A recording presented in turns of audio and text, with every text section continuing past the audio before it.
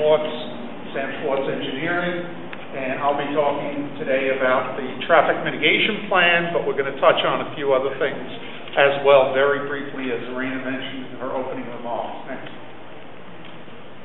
These are the improvements that must be in place to open the arena. Most of the improvements that we're going to go over today were from the environmental impact statement and the subsequent technical memorandum.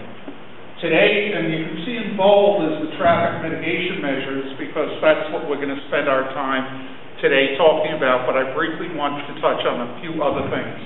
First of all, the Halton Avenue Bridge will be opened by the time the arena opens. Secondly, there will be a new entrance to the Atlantic Pacific subway station that'll lead directly to the arena, on the arena block. There'll be 1,100 parking spaces on a block between Vanderbilt and Carlton Avenue from Pacific to D Street. And then Irina also touched upon the Transportation Demand Management Program. Our goal is to get as many people out of cars as possible.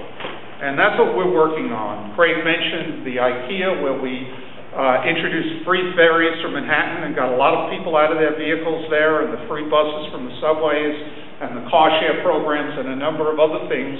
They fall under the rubric of transportation demand management. How do we depress the number of people that come by car? And we've been very successful in doing this at Citi Field, doubling the transit share, successful at the Prudential Center in New Jersey, when the hockey team, the Devils, moved from the Meadowlands to Newark, and they went from 98% driving to over 40% using transit. So it's certainly something that we're going to aim at. The kinds of measures, and this is just a list, and as Irina also mentioned, we'll be back to you in about 6 months, but if you've got ideas, send them in. We want to hear from you. Any ideas to get people out of their cars? And we'll be working very hard on this over the next 6 months and prior to the opening, and even after the opening. You heard both Jane and Irina say that they'll be monitoring of this as well. So we'll be doing that. It includes things like free subway fare for those people that might very well drive to the arena. Remote parking with shuttle buses, cross-marketing, so that people come to this area and they shop and they go to restaurants and they come early, and what that does is it lowers the peaking of the traffic in the area. And the same thing, we want people to stay afterwards. What a wonderful area to shop and dine and go out afterwards. Perhaps the largest bike parking facility in the country. 400 bikes will be there. I think it's the only high occupancy vehicle parking lot that will be introduced, and that'll be part of that 1,100 spaces that I mentioned. Limited on-site parking. Really, the number has been kept very low to that 1,100, and we'd like to go even lower if we can demonstrate fewer people driving.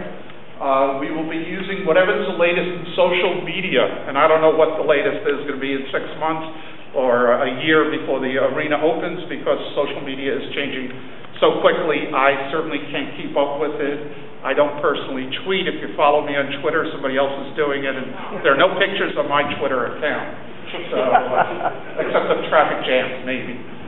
And coordination with the MTA on service. We modified the service to Citi Field dramatically, introducing a super express service post-game. I don't see why we shouldn't be able to do some of the same kinds of things we're working with the MTA here at Barclays Center. Next slide, please. So those are I'm just touching upon those. Now I'm going to focus on the mitigation plan. You heard Jane say that it has to begin now, and the reason it has to begin now is we don't have much time before arena opening in the summer of 2012.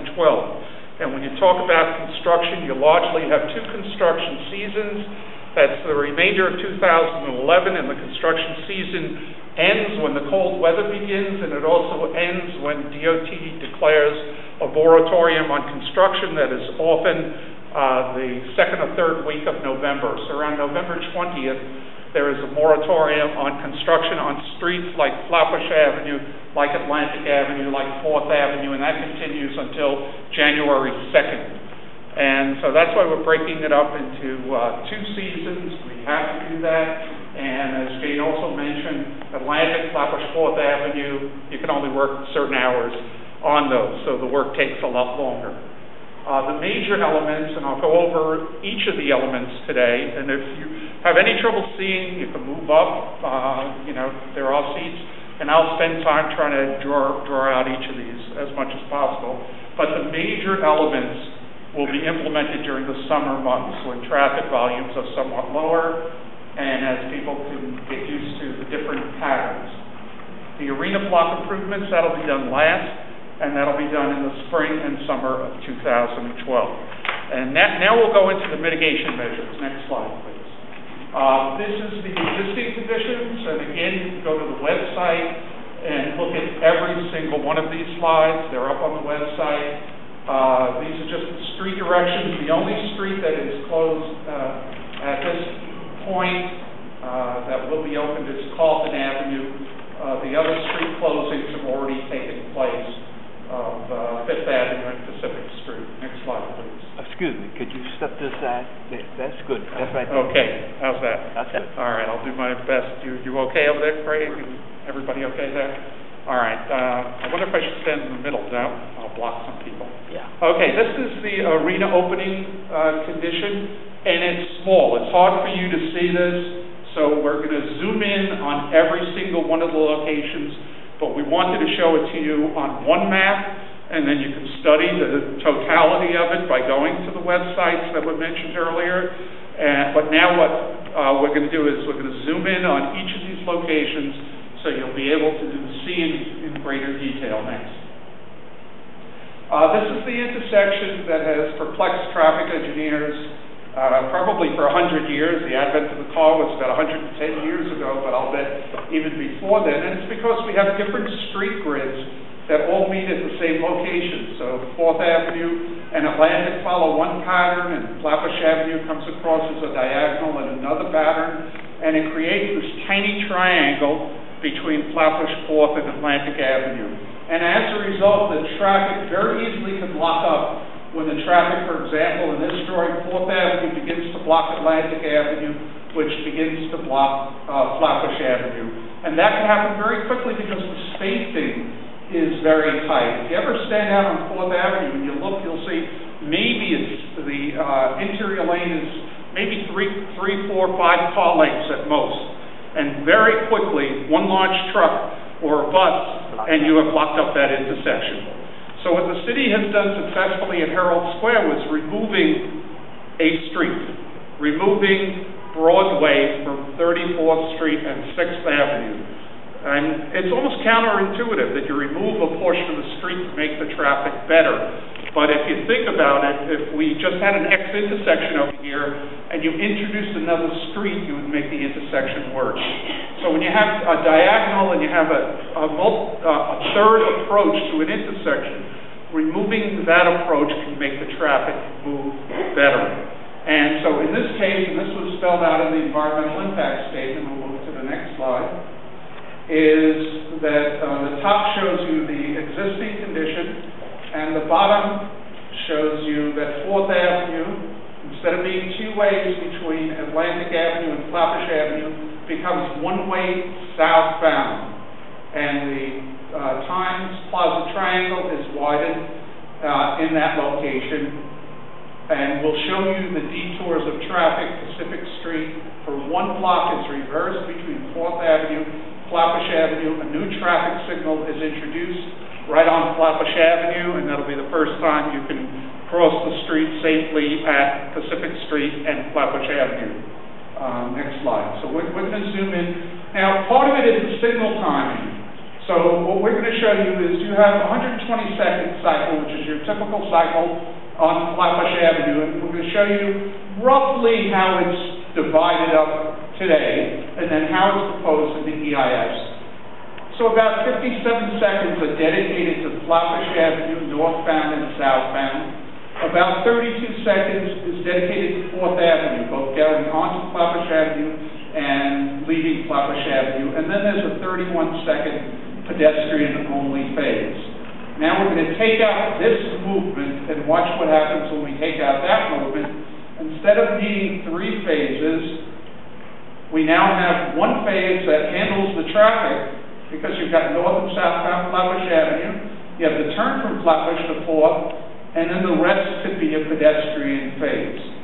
Now the EIS listed this as I showed you, 85 seconds for Flatbush Avenue, 35 seconds for pedestrians only. The DOT is reviewing all the signal timing, and the DOT makes the final decision on what it will be. But in any event, there is more opportunity. There will be more opportunity, especially for pedestrians and for traffic at that location, because you're removing one entire signal phase from that.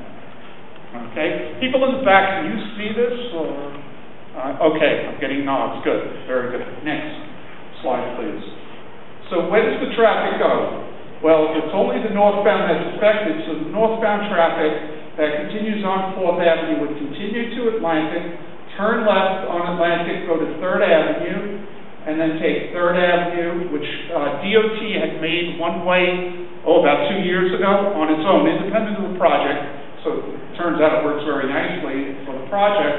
3rd Avenue is one way to Lafayette, and then the traffic makes a left turn where the traffic could continue to the Manhattan Bridge or to the BQE. Some of the traffic, and we know Brooklyn drivers are savvy, if they see that this turn is heavy, they're going to continue on to a few more blocks to Barham Place and go to the Brooklyn Bridge. So this is going to be the signed detour. There's in-block traffic, we're only for Pacific Street. There's one block that is reversed, so the only way to get to Pacific Street will be via 4th Avenue, which in fact is better access than you have now, which is only from Flatbush Avenue southbound, since the left turn was prohibited a while back from Pacific Street. So we're going to now show you an image of what this is to further bring it home. Next. And one other change that's being made is to allow for the heavier traffic turning onto 3rd Avenue from Atlantic Avenue. About 6 parking spaces will be converted from metered parking to a right turn only lane into a no standing zone. Otherwise, the parking remains intact. There are a few parking spaces on Pacific Street also that will be converted to no standing to allow the turns in both directions. Next. And this is an image of how traffic goes now. And we'll watch the traffic at a 3D show. And we just threw some traffic in there so you can see it. It's in blue. We did trucks and cars. It doesn't reflect volumes or anything. This is just to show you the detour. Now you can continue past Atlantic Avenue, and the traffic then turns onto Flatbush Avenue. 4th Avenue turning onto Flatbush Avenue, and then it continues to Lafayette, where some turn on Lafayette, and some continue straight. They go to the Manhattan Bridge or to the BQE or even to the Brooklyn Bridge via that way. And now we're going to show you what the new scheme will be. 4th Avenue now will no longer have a northbound movement between Atlantic and Flatbush Avenue, so the traffic is going to make the left turn on Atlantic. So here's the traffic. It's going to turn left onto Atlantic. And again, these aren't real volumes. What we're showing you is just to show you the path on it. And then that traffic would turn right on 3rd Avenue. Some might continue to Barham Place. Cars, not any trucks, because the Brooklyn Bridge doesn't take trucks. And it will continue on 3rd Avenue to Lafayette, where it continues straight to Lafayette, or make a left turn to go to the Manhattan Bridge or to the BQE, or even the Brooklyn Bridge. And then there's also the traffic from 4th Avenue in both directions will be permitted to turn onto Pacific Street, where we'll have a new traffic signal at that location. Okay? People in the back again, were you able to see it? Okay?